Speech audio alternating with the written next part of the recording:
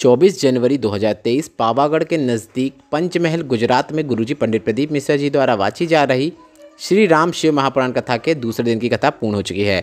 आज की कथा में गुरुजी ने हाल ही में बागेश्वर धाम के गुरुजी श्री धीरेन्द्र कृष्ण शास्त्री पर उठ रहे सवालों पर गुरुजी पंडित प्रदीप मिश्रा जी ने कुछ कहा है, वह हम आपको इस वीडियो के अंत में बताएंगे।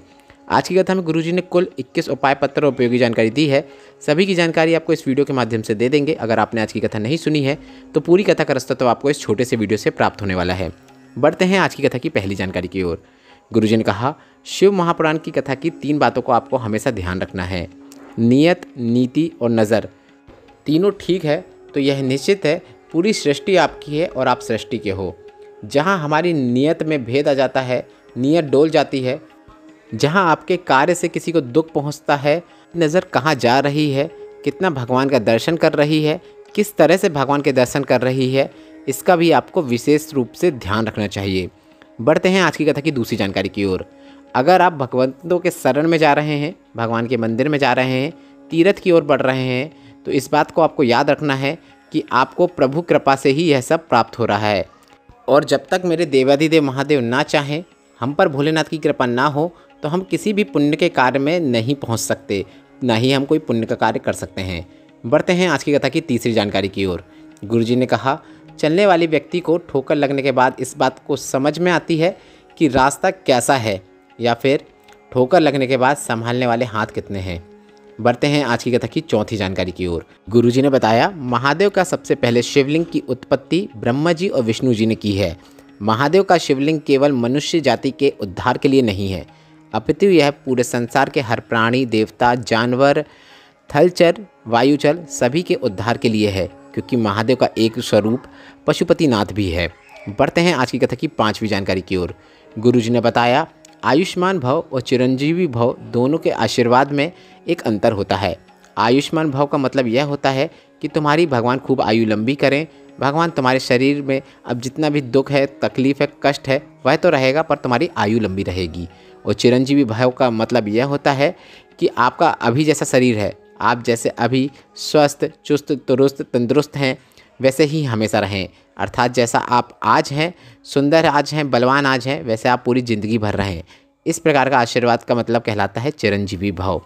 बढ़ते हैं आज की कथा की 6वीं जानकारी की ओर। गुरुजी ने कहा, अगर आप महादेव के मंदिर में जाकर 1 लोटा जल चढ़ा पाओ या ना चढ़ा पाओ, 1 बेलपत्र चढ़ा पाओ या ना चढ़ा पाओ, 1 अक्षत का दाना मतलब चावल का दाना चढ़ा पाओ या ना चढ़ा पाओ, आप शंकर भगवान का कोई भी सामग्री चढ़ा पाओ या ना चढ़ा पाओ, तो आपको एक काम करना है। शिव महापुराण की कथा कहती है, देवाधिदेव महादेव के सम्मुख में जाकर बैठ जाओ।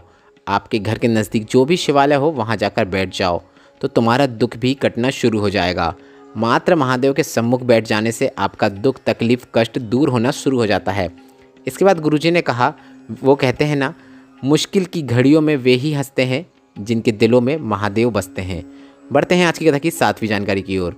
गुरुजी ने कहा, जब मन में कभी भय लगने लगे, जब आपको ऐसा लगने लगे कि जीवन में कुछ भी शेष नहीं बचा है, सब खत्म हो गया है, तो उस पल आपको, उस क्षण आपको महादेव के सामने जाकर बैठ जाना है।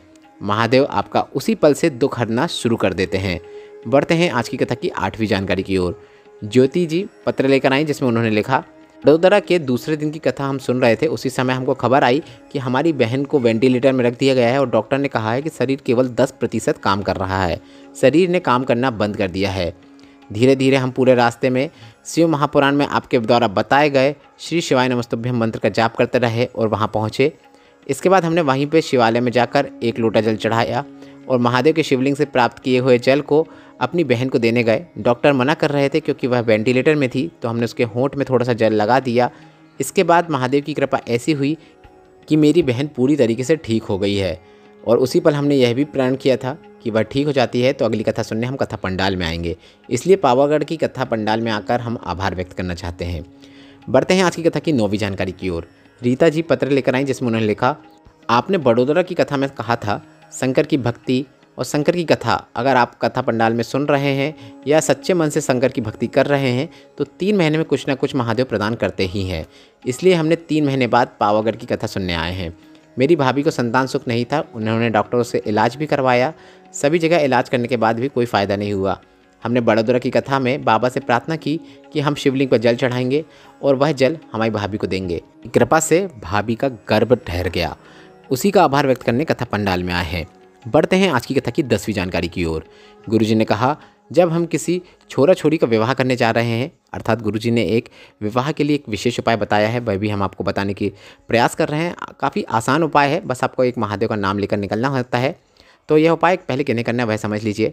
जिस छोरा छोरी या जिस लड़का लड़की के विवाह के लिए हम निकल रहे हो, संबंध करने जा रहे हैं और हमें यह लग रहा हो कि यह लड़का या लड़की अच्छा है, सब कुछ आपको अच्छा लग रहा है और आपको लग रहा है यहाँ पर रिश्ता पक्का हो जाए, तो आपको यतिनाथ शिव का नाम लेते हुए निकल जाना है। अपने घर से निकलते समय आप यतिनाथ महादेव या फिर यतिनाथ शिव का नाम लेते हुए निकलें। इसके बाद गुरुजी ने बताया, अगर हम महादेव का इस नाम को लेते हुए निकलते हैं और महादेव को लगता है कि यह रिश्ता हमारे लिए अच्छा है, उचित है, तो महादेव की कृपा से वह रिश्ता जरूर पक्का हो जाएगा। बहुत बल होता है यतिनाथ महादेव का नाम लेकर घर से निकलने का, संबंधों को पक्का करने के लिए। बढ़ते हैं आज की कथा की 11वीं जानकारी की ओर। गुरुजी ने कहा, अगर आप कुछ भी नहीं कर सकते हो, शिवलिंग पर चढ़ी हुई बेलपत्र या सामग्री को उठाकर निलवार रूप में रख देते हो, शिवालय की साफ सफाई कर देते हो, बस इतना मात्र कर देने से भी महादेव आपके जीवन के सभी कष्टों को, परेशानियों को दूर कर देते हैं। बढ़ते हैं आज की कथा की 12वीं जानकारी की ओर। विमला जी पत्र लेकर आई जिसमें उन्होंने लिखा, हम 2021 में कुबरेश्वर धाम आए। हम आपको बताना चाहेंगे 2020 में हमारा सब कुछ गिरवी रखा हुआ था। बहू का मंगलसूत्र से लेकर बच्चों के सभी चीज़ें गिरवी रखी हुई थी। हम बहुत कर्जे में डूब गए थे और हमें कुछ भी समझ में नहीं आ रहा था। एक समय हमें ऐसा भी विचार आया कि सब कुछ खत्म कर दें। इसके बाद हम कुबरेश्वर धाम आए और वहाँ पर कंकड़ संकल्प में हमने निवेदन किया कि हमारा कर्जा चुक जाए, महादेव हम पर कृपा करें, हमारा गिरवी सामान वापस आ जाए, बहू का मंगलसूत्र वापस आ जाए। और महादेव की कृपा से 2021 में बाबा ने मेरा पूरा कर्जा चुकवा दिया। और अब एक तमन्ना मेरी ऐसी है कि नोएडा में मैं एक बार शिव महापुराण की कथा करवाऊँ। बढ़ते हैं आज की कथा की 13वीं जानकारी की ओर। कहा, अगर आप मंदिर भी नहीं जाते हैं, पर अगर आप मंदिर से निकलते हुए वहाँ का शिखर दर्शन कर लेते हैं तो यह काफ़ी अच्छी बात है। शिव महापुराण कथा आप सुनो। अगर आप शिव महापुराण कथा टीवी पे नहीं सुन पाते हैं तो आप मोबाइल पे सुने। भले ही आप यह कथा 15 मिनट के लिए सुने तो भी काफ़ी है। 12 घंटे भजन नहीं कर सकते, 12 मिनट भजन नहीं कर सकते, या फिर 1 मिनट भी भजन नहीं कर सकते, तो आपको श्री शिवाय नमस्तुभ्यम मंत्र बोल देना चाहिए, या फिर पंचाक्षर मंत्र नमः शिवाय बोल देना चाहिए, या फिर षडाक्षर मंत्र ओम नमः शिवाय बोल देना चाहिए, या फिर ओम नमो भगवते वासुदेवाय बोल देना चाहिए। अर्थात आप पल भर की या फिर थोड़ी सी भी भगवान की भक्ति अपने जीवन की करते हैं, अपना जीवन भगवान की भक्ति में लगाते हैं, तो यह बात निश्चित है भगवान की कृपा आप पर होकर ही रहती है। बढ़ते हैं आज की कथा की 14वीं जानकारी की ओर। ममता जी ग्वालियर से पत्र लेकर आई जिसमें उन्होंने लिखा, मेरे पति की दोनों किडनी खराब हो गई थी, डॉक्टर ने कह दिया था जिंदा नहीं रह सकते हैं। मैं लगातार शिव मंदिर जाने लगी और शिव मंदिर पर झाड़ू लगाती, साफ सफाई करती, शिवलिंग पर जल चढ़ाती और उस जल का आचमन उन्हें कराती। अब उनकी दोनों किडनी ठीक हो चुकी हैं, उसी का आभार व्यक्त करने कथा पंडाल में आई हूँ। बढ़ते हैं आज की कथा की 15वीं जानकारी की ओर। गुरुजी ने कहा, डॉक्टर बनने के लिए आपको डिग्री दिखानी पड़ती है, इंजीनियर बनने के लिए भी आपको डिग्री दिखानी पड़ती है, कलेक्टर, जज, वकील सब बनने के लिए आपको डिग्री दिखानी पड़ती है, पर भगवान का भक्त बनने के लिए कोई भी डिग्री की आवश्यकता नहीं होती है। उसके लिए आपके निर्मल स्वभाव, निर्मल मन की आवश्यकता होती है। बढ़ते हैं आज की कथा की 16वीं जानकारी की ओर। गुरुजी ने कहा, मेहमान अगर आपके घर आ रहे हैं तो यह भगवान आपके पास भेज रहे हैं आपकी परीक्षा लेने के लिए। भगवान ही मेहमान को आपके घर भेजते हैं आपकी परीक्षा लेने के लिए कि यह मेहमान आने के बाद मंदिर जाएगी या नहीं जाएगी, भगवान का नाम जाप करेगी या नहीं करेगी, या फिर कथा सुनेगी या नहीं सुनेगी। इसके बाद गुरुजी ने कहा, अगर मेहमान घर में आए और कथा चल रही हो तो आपको कथा को बिल्कुल भी बंद नहीं करना है।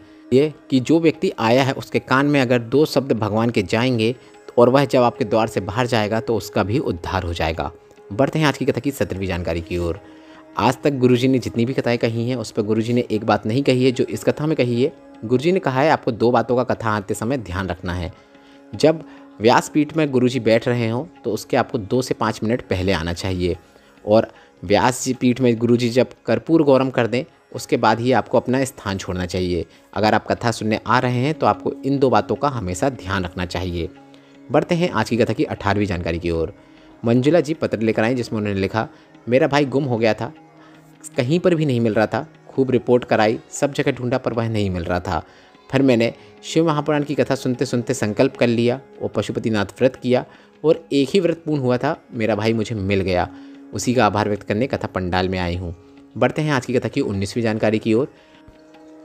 आज गुरुजी ने बागेश्वर धाम सरकार जी के श्री धीरेन्द्र शास्त्री जी के हाल ही में हुई खबरों में आने के कारण जो प्रतिक्रिया दी है, गुरुजी ने यह कहा है, साधु संत उपासक सन्यासी कथावाचक जो भी सनातन धर्म को आगे बढ़ाने का प्रयास करते हैं उनके जीवन में कष्ट जरूर आता है।